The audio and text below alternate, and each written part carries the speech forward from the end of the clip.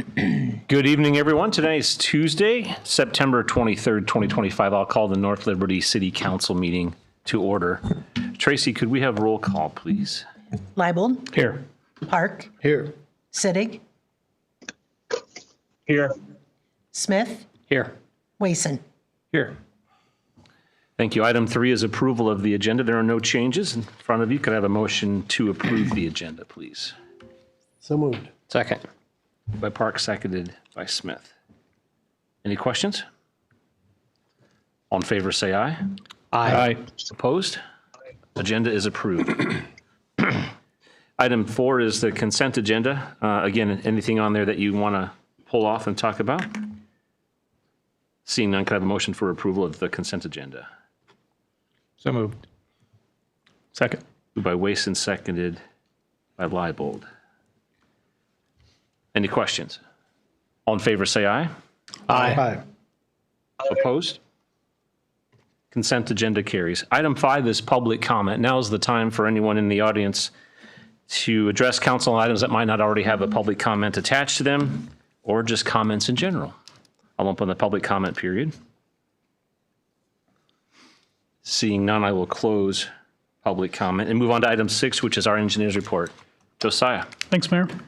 Let's talk construction. It came up last time, and I knew it would again. The Fox Valley Trail is not poured back. We've had a couple inquiries about that. I've been following up with the contractor who is doing the Corville project and their engineer. Originally, they were going to do that last week. It did not get done. So I've been following up with them starting last Friday. They've lately said that they're going to get that formed up and get it ready to pour this week. So I've checked in with them Monday and then again today. And to stay on top of that, that's all I can report to you at the moment. It's not poured back. The latest update is they're going to get ready this week. So I'm just going to keep hounding them on that. So that's all I've got. Can we make sure the sign gets up that's blocked? Yeah, that's what I just heard about, so I'll check on that. Thank you. Also construction, North Liberty Road Trail. We did our official project walkthrough with the contractor and with various city staff last week. Generated items to complete a punch list, as we call it. That was finally issued, all gathered up, because I went through Friday. Gathered up, and the punch list was sent to the contractor Monday morning. So they now have the DOT 30 calendar day window to get all the punch list items done. This is old construction, but we had a West Penn Street reconstruction project last year and also a Forever Green Road traffic signal project last year. Those have kind of been hanging out there because they had issues with getting grass to grow and restoration and stuff. So all that has been approved and reviewed with city staff and with the county, Johnson County, on the West Penn project. So those projects will both be moving ahead to acceptance and closeout at our next meeting. That West Penn Street is a joint cost share with Johnson County, by the way. So in addition to closing it out, we'll update the final costs, and so we can invoice them for their share of that.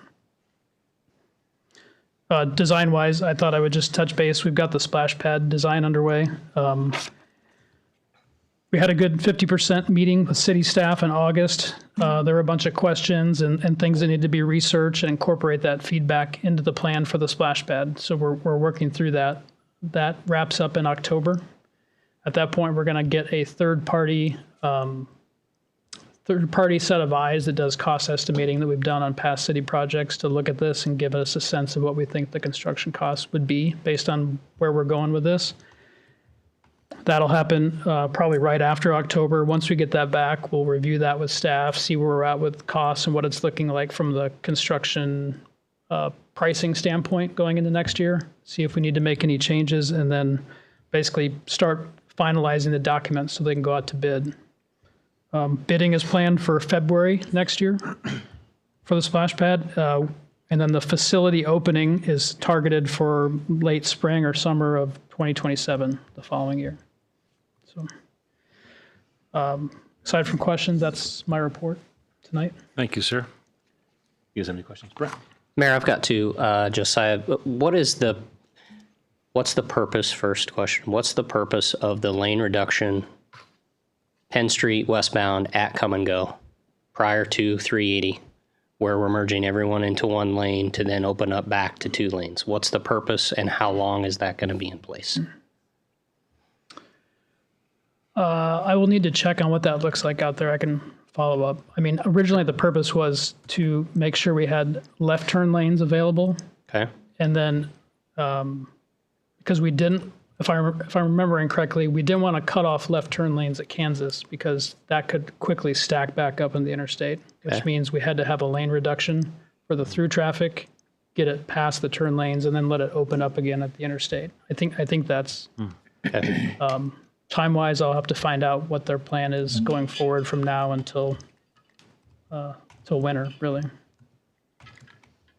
And then Mayor, second question, more so for Ryan, just a thought, an idea, brainstorm here, take it for what that's worth. When we're talking splash pad or things like that, projects that we have longer term forecasting and planning and time to look at that, are those things that we could maybe get some input from the Mayor's Youth Council on? Whether it's trails in a park or something that may be more youth focused, just as input to engage that group that we're all proud to have a part of the city. You know, there might be ideas that they come, to planning that whether it's Russ or whether it's you, and maybe not. You know, obviously it's cost controlled, but maybe that's something we want to engage in them. Just thought I'd throw that out there. Sounds good. I'll bring that up with Nick and Abby. Okay, appreciate it. Really great idea. Thanks, Mayor. Any other questions for Josiah? More of a quick comment. I had one. Oh, go ahead, Eric. Go ahead, Eric. I'll go ahead. Josiah, you mentioned the splash pad bidding in the spring or late summer, winter, and being finished in 2027. Are we going to see construction out at Centennial Park all summer again next year? That's one of the questions we worked through, Eric, with staff on when to start construction. There's a desire to avoid having it torn up during the summer and also to plan for Blues and Barbecue and work around that. So I think we're still in that phase where we're trying to exactly figure out when it's going to start. We do want to bid it at the same time because we want that earlier bid period, but I think that start date is still up in the air. I think primarily so we don't have it torn up all year and that we take into account that we'll have Blues and Barbecue again.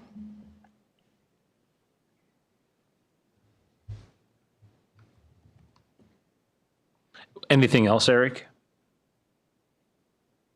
No, thank you. Welcome. Paul?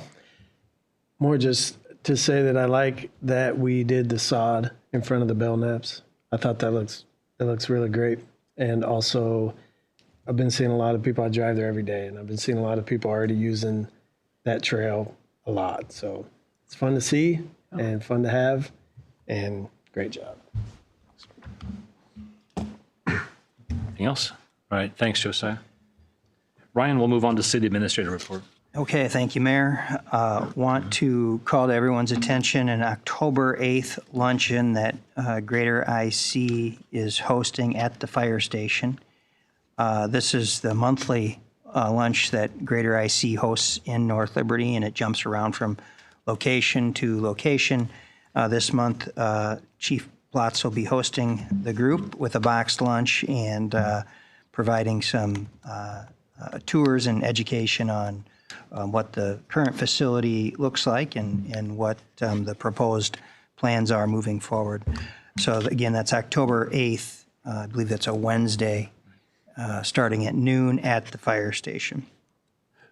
And then the only other thing I would mention tonight is the UCD rezoning request, and this is on what we would call their east side of their property, the residential rezoning request. As you know, we had a good neighbor meeting earlier in, I believe it was August already, and have delayed any sort of rezoning request to go to the Planning Commission as they were trying to take some of those comments and see if they could make some adjustments to the plan. They are going to be in front of the Planning Commission at their October 7th meeting. Russ has sent a note out to all of those folks who attended the Good Neighbor meeting to make them aware of that. We don't have any refined plans in just yet, but we anticipate to have those in. So when we do, we'll share them with this group as well. But they're looking to take the next step forward, and that'll happen on Tuesday, October 7th. And that's what I have for my report tonight, Mayor, unless you or anyone else has questions. Any questions for Ryan?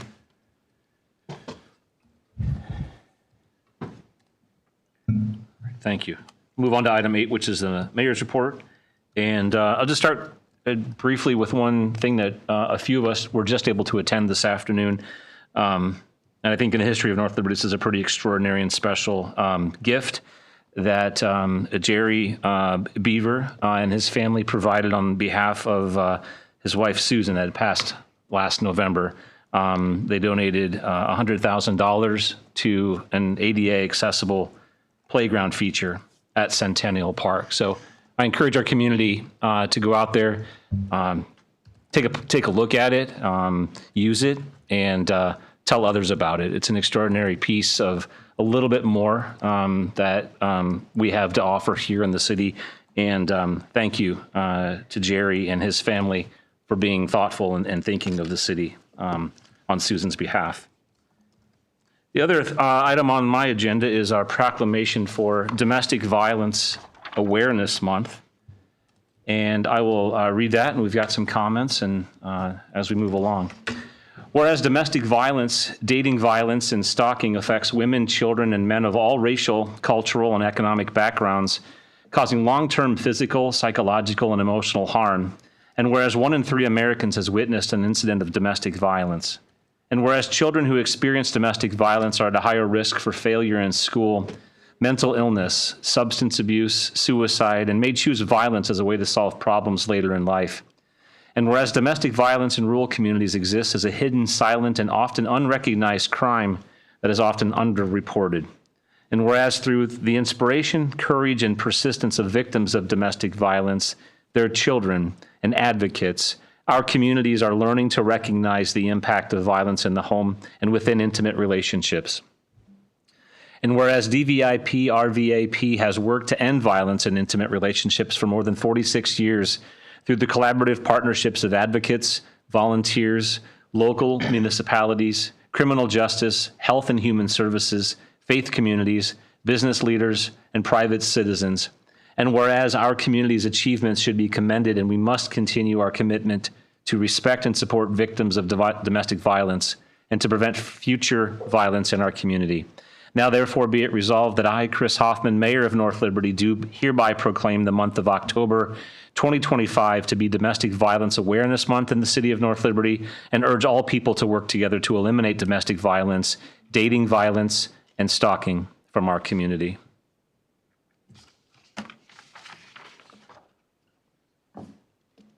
Thank you, Mayor. Excuse me, I have to adjust.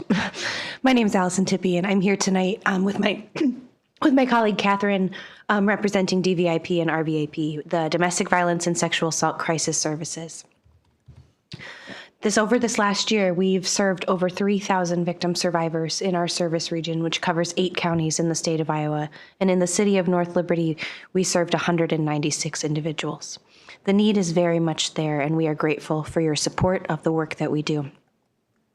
For Domestic Violence Awareness Month, we have several events coming up in the community. We have our Shop for Shelter event, which happens at the Hy-Vees and Fairway stores in Johnson County. We'll have volunteers set up and staged, handing out shopping lists, encouraging people to purchase items that we need at our emergency shelter. So I encourage you all to stop by, say hello, maybe buy some pasta for our shelter if you're willing. That is 9 to 2 on October 11th. And then throughout the month also, we will be attending proclamations throughout our service region. So we appreciate your support in that way and joining us. And then on October 21st, we will be hosting the Clothesline Project event in Iowa City at Merge. The Clothesline Project is a visual display of survivors' stories. So survivors will actually paint or draw their experience on a t-shirt, and we hang the shirts. It's a visual representation of the pervasiveness of domestic violence, but I encourage you all to attend. It is 5 to 8 p.m. on the 21st. So thank you again for declaring this Domestic Violence Awareness Month. We appreciate it. Thank you, Allison. Thank you. Take a moment for a picture. Yes, I would love a moment for a picture. Catherine, can you please take it?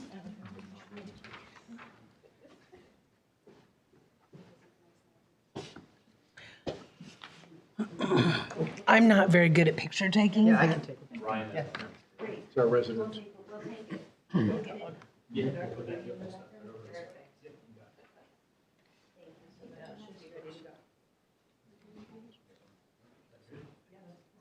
Thank you.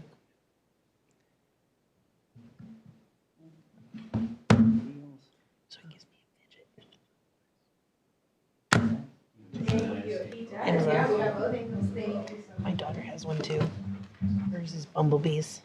Yeah, I know. I know.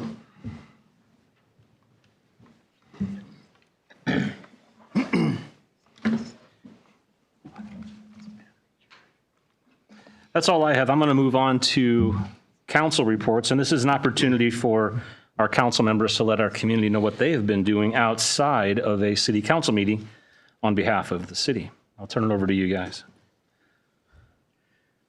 I just had one little quick thing, and actually Josiah already talked about it, but I've talked to several people about the trail at Fox Valley, and they're very excited to have that back, to get all the way around the pond, and worried about the drop off at the one end of it. And just a note, I walked by, or drove by Freedom Trail today in the park, and there was a ton of people on the trail and people sitting there on the bench looking out over the pond. So it looks really nice.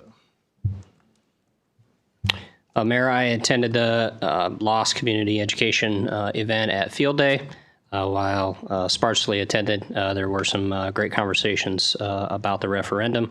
I took that and engaged multiple business owners over the next couple of weeks there in a conversation about Lost in education, and then participated in our Better Together 2030 quarterly meeting. Nothing overly important to report there. A lot of important work being done in all 5 pillars of their mission. Thanks for that. I attended the Iowa League of Cities conference with Mr. Heyer, and it was kind of fun to see how well-known and respected Ryan is throughout the state. I know he wouldn't like me saying that, but that's all right. Got to network with some other Corville and Tiffin counterparts. Anyway, property tax discussion. Obviously, there was a lot of talk about that with upcoming changes from the state, but a common theme of that was revenue diversification, which in their communities and 93% of Iowa for that matter, the local option sales tax helps them out a lot. And I think will help us out a lot also. I did learn that revenue unpredictability for the city can affect their bond rating. So with these up in the air questions, we'll have to keep an eye on that. And also, I wanted to just thank and congratulate all the applicants for the Planning and Zoning Commission. These commissions are super important and a great way for the community to give back. So I just encourage everyone, whatever you're interested in, to get involved with those. And that's what I have. Thanks. Thanks, Paul. And thanks for going to that League of Cities conference. That's at least something you should try to do one time. So it's a good event. I would just say the whole Tiffin mayor and council were present. So throwing some shade down here, sounds like. Sure. Duly noted. Yeah, Brian? Yeah, just the event earlier this afternoon, just my appreciation to the Beaver family and what a tremendous memorial. You mentioned that thank you doesn't seem to be enough, so just the generosity and recognition of that, I think, is important. Yeah. All right. Eric, did you have anything to add? Yeah, I just wanted to mention, thanks to Abby for the Welcoming Week event last week. Kelly and I were there for a while, and I hope there were more people who attended after we left. But I think it was a good event just to, get people out, and someone from maybe a regional person with the organization that puts on Welcoming Week nationally was there. It draws attention, and I know that Micah had been the person who kind of started Welcoming Week in Johnson County, and I think that's something that North Liberty can be proud of. Thank you, Eric. I'm glad you went to that. I'll move on to item 10, which is elected officials ordinance. And we're going to start with item A, which is public hearing regarding proposed amendments to elected official compensation and the hiring and supervision of some staff. And we did receive one public comment. It's in front of you in written form. Have we received any other communications, Tracy? We have not. Okay. I'll open the public hearing regarding these amendments to anyone in the audience wishing to participate. Seeing none, I'm going to move to item B, which is first consideration of ordinance number 2025-20, and this is an ordinance amending chapters 15, 17, 19, 21, and 30 of the North Liberty Code of Ordinances, increasing compensation of elected officials and modifying procedures for appointment and oversight of certain internal positions. Should we do a get it going conversation, or should we start with you? Yeah, I'm happy to. Okay, I'll take turn it the over to you lead on first. this. And Grant and I are going to tag team this, and I'm going to speak just a little bit about the elected official wages or salaries. And I know it's awkward as a group to vote on these, given that you're voting right now on yourselves. But I would encourage you to think about this as this is not just you folks. Obviously, this is for the future as well. And as we noted in the memo, these have not been adjusted since 2006, and I think everyone can agree a lot has changed in 2006, not just cost of living as one example, but also the complexity of decisions this group has to review and consider. In 2006, I think we were probably at 8,000 or less. I had to have to take a look, and here we're pushing 25,000. A lot of regulations, requirements, rules change, and the time we ask of you folks changes as well. So this is, the staff is recommending that you adjust these salaries, increase these salaries to be more comparative to peer cities. And Alexis Miller, our HR director, has done that research. I provided that information to you. I'd say we're right at the average or even slightly below for the council level. So these are not certainly out of line. They're very justified. And we, as noted already, recommend approval of those salary adjustments. And one last thing I'll mention, the Iowa law requires that this action be done before an election. So so that a new incoming,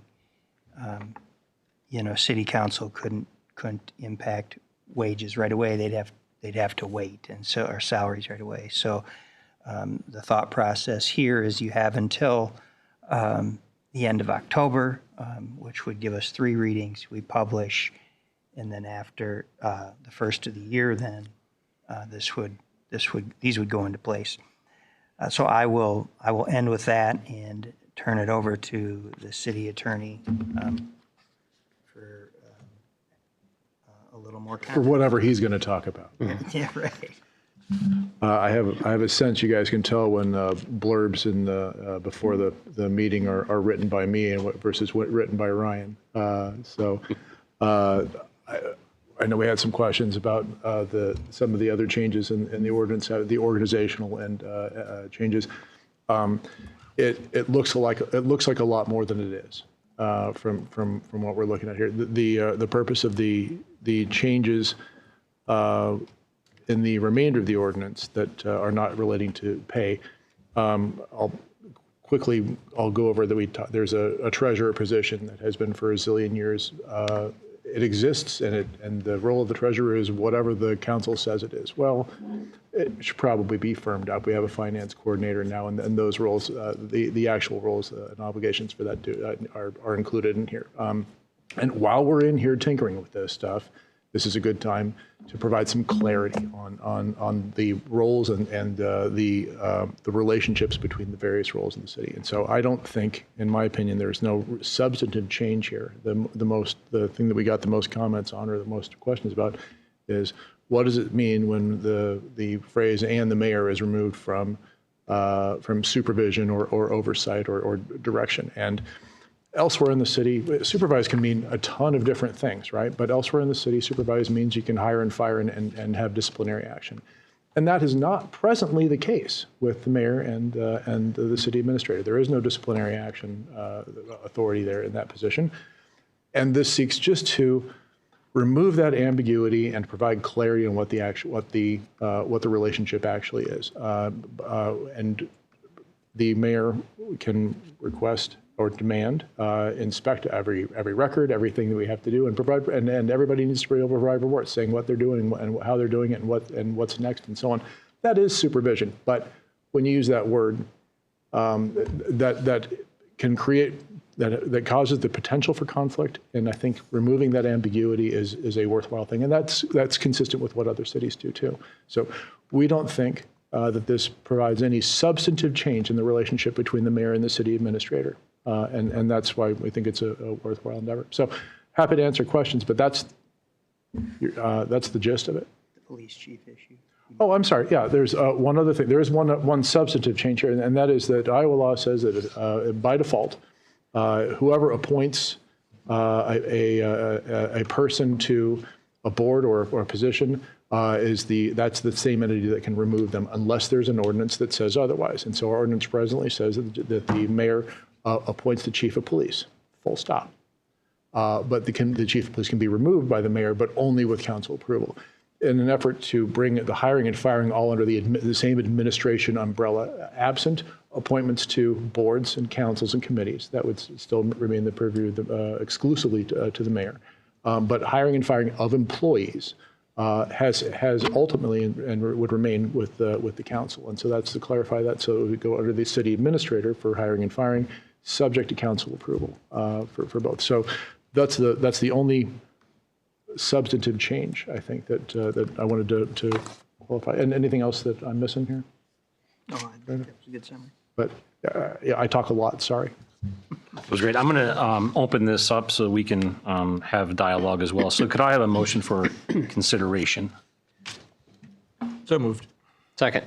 Moved by Wilson, seconded by Smith. Now, are there questions to or for Grant or Ryan that they can help clarify? I have just one weird question.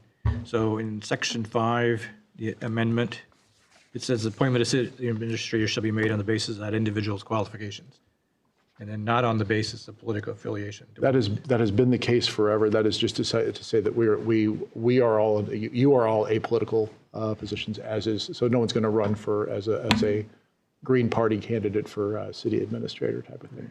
But I believe that is also part of state code as well. If it's in the state, then we'll just leave it. Yeah, but So yeah. it just seemed kind of. Why is that in there? I believe it's part of state code. I will tell you that I haven't looked carefully at that. We notice these things when they come up. I don't try to go looking for trouble. It could be, I can't remember if we amended this last time, but the International City Managers Association is very specific that those who are a part of that organization are apolitical and are hands-off. Are you able to hear us, Eric? I'm sorry, are hands-off any and all political issues. And so that I can't remember if that was part of our conversation 10 or 11 years ago or not. But, we can report back. That part can be amended, by the way, at subsequent readings if it's not useful language. Yeah. Well, any of it can be. So, and I do appreciate the information about other comparable cities. I kind of thought maybe we were a little low, but we're significantly low. So I think that we really need to make sure that going forward, we kind of, when we do the city, staff, we'd probably just make sure that we include the council and mayor into that so that we don't have these big weird jumps again.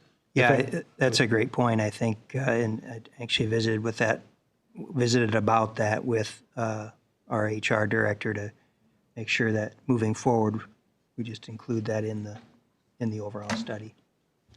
There was a question asked about whether we could automatically include a cost of living, and while it's not included here, it is possible to do that, but it does get pretty clunky with the way that it has to take effect only after an election, and for the mayor only after that term, and so it gets a little it's difficult to administer.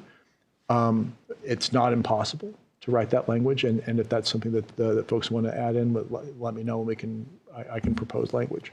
Otherwise, I think we can do it more than once every 20 years, and as I think is what the city administrator and HR director would suggest. And then legally, we could only do it once every 4 years. There's the mayor.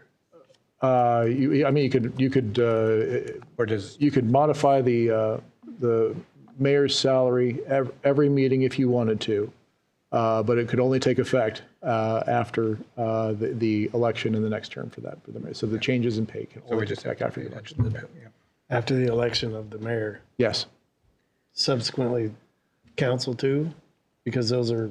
Council is after an election. The mayor's is after the mayor's election. So the changes to council pay would take effect for you even if you're not on the ballot this time. It would take effect. Any of these changes that you're proposing, would you want them to be incorporated in what Grant and Ryan have done right now, or is this a thought process that we need to be aware of in 2 years from now? I'm just happy that we're talking about it. Yep. Okay. And tying it to staff wage reviews, I think is fine in my view. Yeah, I would agree. First and foremost, thank you for the work that's gone into this. I know that there's a lot that does. Anytime that you focus on a couple of things I heard you guys say, clarity, consistency, and then also simplicity. Now we're making a fact-based decision as opposed to an emotional one. And I think that's the right approach to do this type of review. So yeah, if we can have a note, if you will, from a simplicity stake, say, hey, you know what? Oh, we got to take a look at the council and mayor compensation every time we look at staff. That would be simple enough for me. I don't know that we need to change the language at this time unless others do. Good. Leaving the language as it is right now. Okay. Mayor, I would just comment on the amounts and the raises. We're 20 years late. Like, it's been 20 years since we've adjusted it. So while the percentages are high, it's bringing it up to current day, not just taking a step that would take us from 20 years to 15 years behind. This is bringing us up to less than average of comparables that our HR director gave us, and less than average by like $600 a year. So the amounts make sense to me. I'll speak more to the mayor's seat, more so than mine. Last piece on the council before I get to the mayor's seat is I don't want folks who are interested in running for council to be deterred. I am ending my 7th year now here with this team, and it's changed significantly from when I started. From time commitments and boards and things like that. None of us up here do this for the money. None of us do. But we don't want it to be detrimental to folks that want to run for these seats in the future. So that's my view on the council side. On the mayor's side, our current mayor, you never hear him talk about the time that he spends.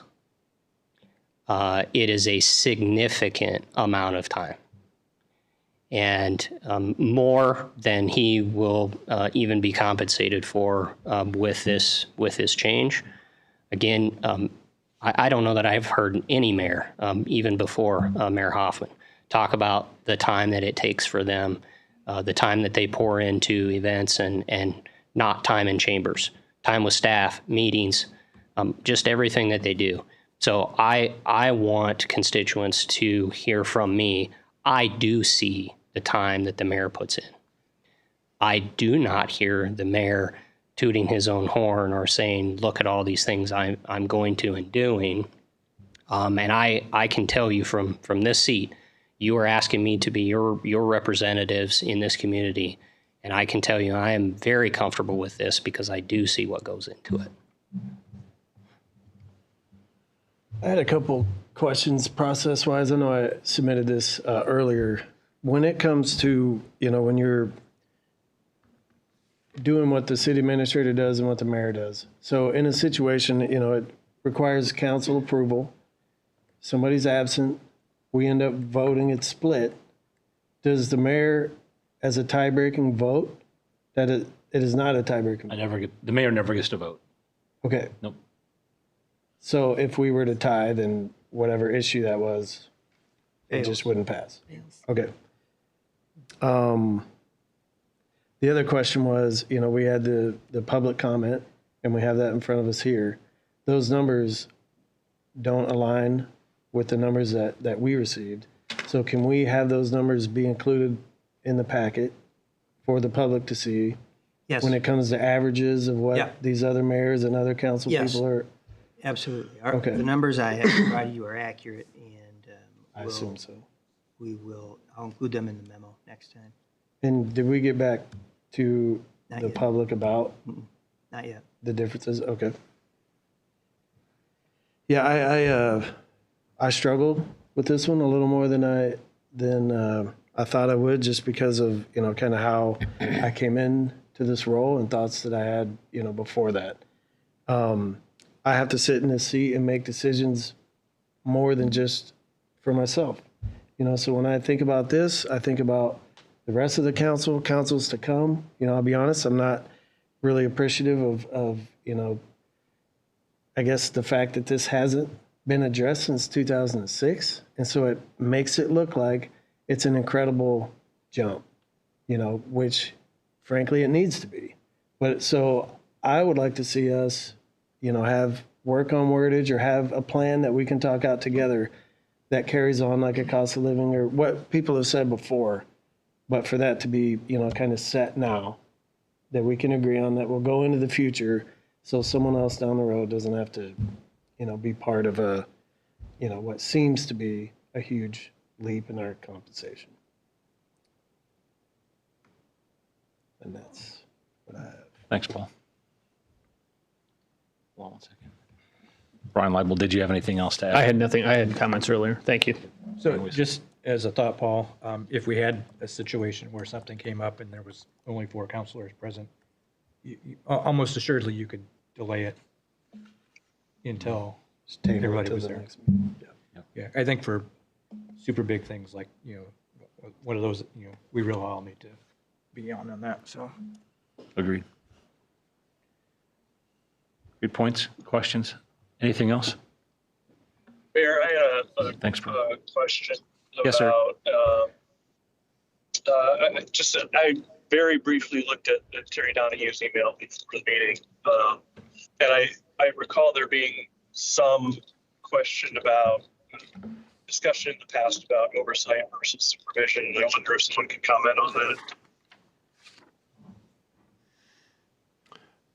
Oversight versus supervision, is that the? Yeah, I think that's what Terry brought up in his email, right? Yeah, and I think that I think he's exactly right. I think that there's as I said earlier, there's a huge number of definitions of supervision, right? And the purpose of the language change is to provide that clarity on what the role actually is intended to be and what the relationship is. And so I think, well, of course there's oversight. Well, yes, there is, but not in the way that we typically use that term internally with respect to employee positions. And so I think this is providing that clarity for people that aren't. I think this is to help make things more future-proof, right? I don't know that this is for today. I think this is to provide guidance for the future, and so that there isn't confusion for people running for office or for take office in the future. Is what is my relationship as mayor with the city administrator? What is my and vice versa? So that there's a very clear guidance about where the roles interact and where they don't. And not that long ago, a case study in Iowa where this was exactly the case, where there came to question legally who had the purview of hiring and firing and so on. So helping clarify that is what we're doing and what you have done in the language proposal. Yeah, I'm lazy. I don't want to have that fight later. So this is to make things clear for everybody. Also, my recollection, and I apologize, I haven't looked at it for a while. There is a form of city government that provides for a city manager. Is that right? Yes. Yeah, I believe so. I'd have to. I mean, I guess I want to make sure that we are not. I don't recall exactly the specifics of between what a city manager does versus a city administrator, and I want to make sure we're not inadvertently somehow changing the form of government that we have without going through the correct process. Does that make sense? No, I think we are well within still within the mayor council form of government here with the city administrator. Additionally, that would take an election to change that form. No, sure, I get that. I just want to, but if we are moving that direction, that's something that we should have a discussion about. But if we're not close to that, then I'm okay. I don't think that there is any substantive change except for the police chief being appointed by the city administrator with the approval of the council instead of by the mayor with approval of the council. I think everything else is just phrasing, frankly. Thanks.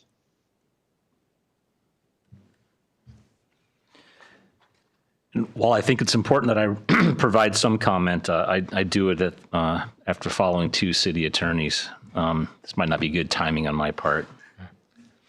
As far as the compensation goes, I think it's really important for folks to understand that these are not requests that any of us have made.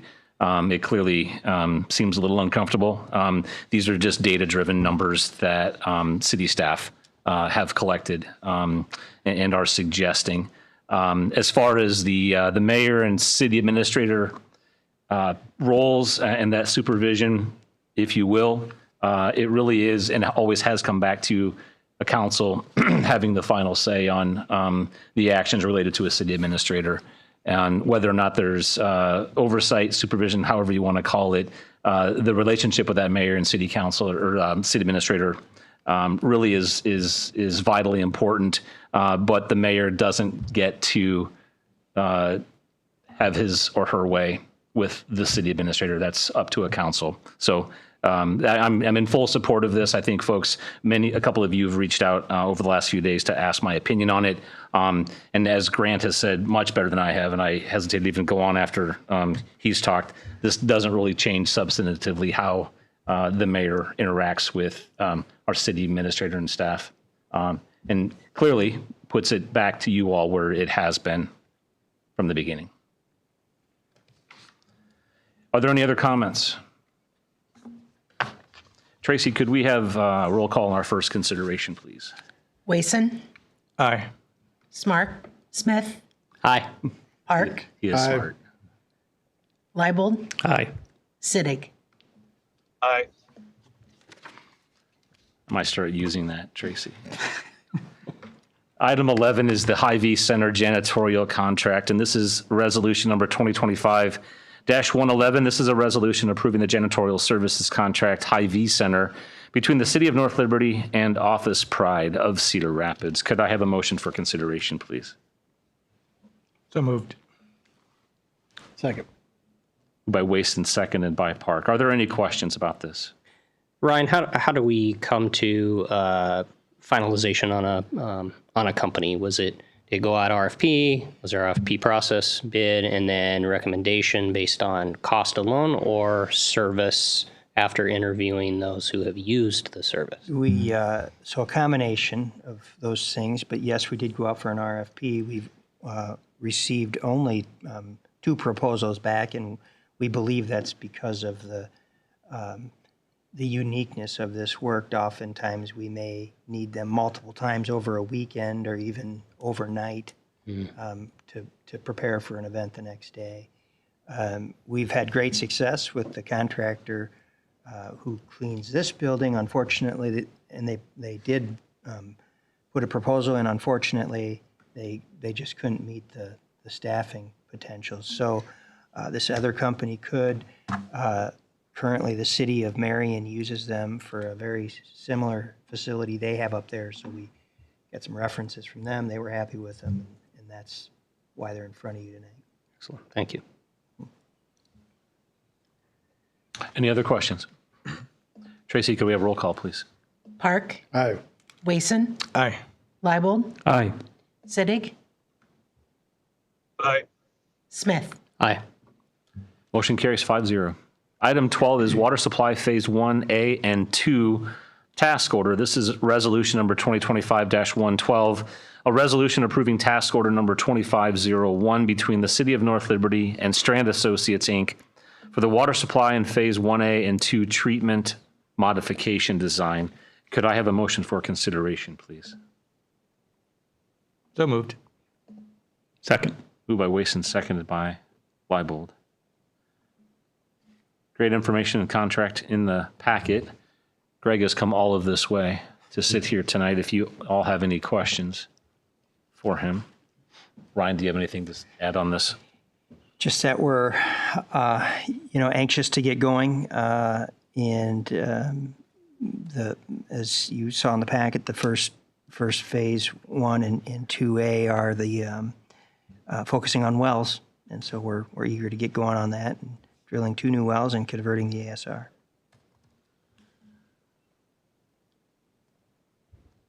Do you have anything to offer, Greg? I don't mean to make you come up. You don't have to. I'm just asking if there's anything else. Okay. Thanks for being here, by the way. You guys have any questions? Tracy, could we have roll call, please? Smith, Aye.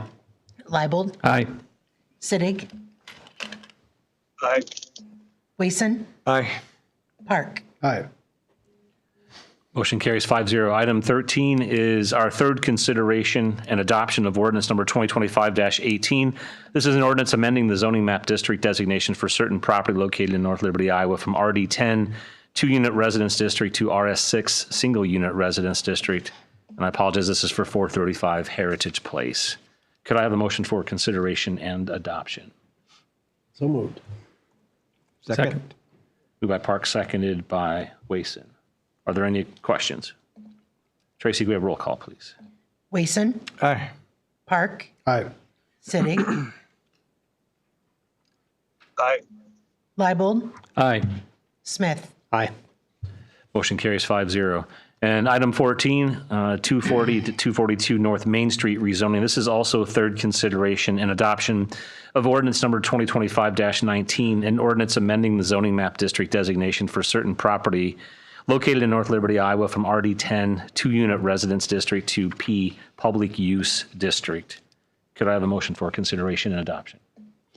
So moved. Second. Moved by Smith, seconded by Wason. Any questions? Tracy, roll call, please. Wason, Aye.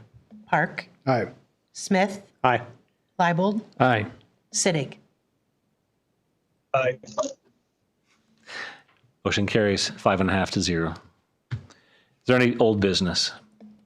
Just one thing, I just really encourage people to get out and look and see some of the city website that we put out about local option sales tax, and so they can make an informed decision So. Item 16, new business.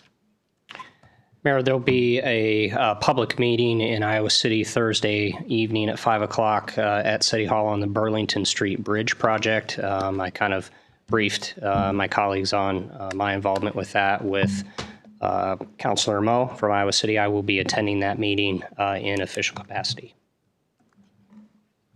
Thank you again for doing that. Anything else? Could I have a motion to adjourn? So moved. Moved by Leibold. Second by Park. All in favor, say aye. Aye. Opposed? Aye. We are adjourned.